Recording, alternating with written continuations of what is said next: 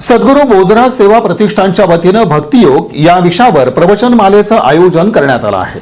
सद्गुरू बोधना सेवा प्रतिष्ठानच्या वतीने दिनांक 4 एप्रिल ते 6 एप्रिल या कालावधीमध्ये भक्तियोग या विषयावर प्रवचनमालेचं आयोजन करण्यात आलंय, अशी माहिती पत्रकार परिषदेत देण्यात आली।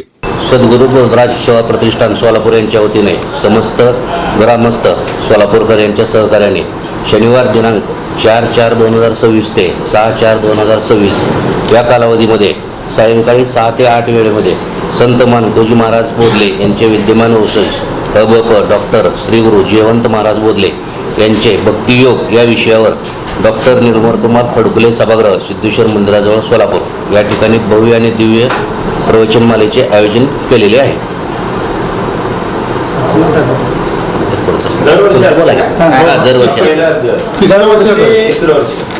दरवर्षी बोधना सेवा प्रतिष्ठान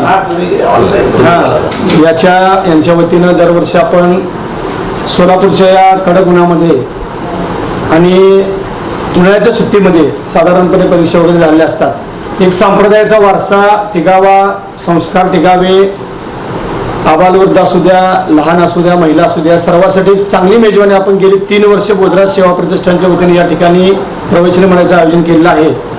यामध्ये समस्त सोलापूरकरांचा चांगला प्रतिसाद आणि आपल्या सर्व पत्रकार बंधूंचा चांगला प्रतिसाद मिळत असताना भक्तियोग, भक्तीचं महात्म्य, संस्कार, पिढी या विषयावर वेळात वेळ काढून जगद्गुरू मानकोजी बोधले महाराज यांचे वंशज हरिभक्तपरायण जयवंत महाराज बोधले महाराज यांनी आवर्जून 3 दिवस सेवा निःशुल्क या ठिकाणी आपल्याला सोलापूरकरांसाठी देतात।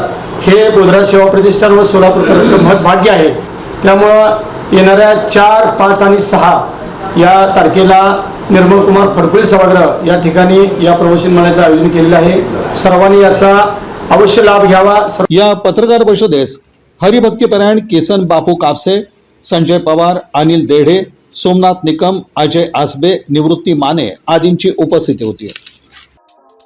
या बातमीपत्राचे प्रमुख प्रायोजक प्लॅटिनम मॉल इंद्रधनु सोलापूर, सोलापुरातील सर्वात प्रतिष्ठित इंद्रधनु सोसायटीचा नवीन भव्य कमर्शियल प्रोजेक्ट आता रेल्वे स्टेशनच्या अगदी शेजारी शहराच्या मध्यवर्ती ठिकाणी।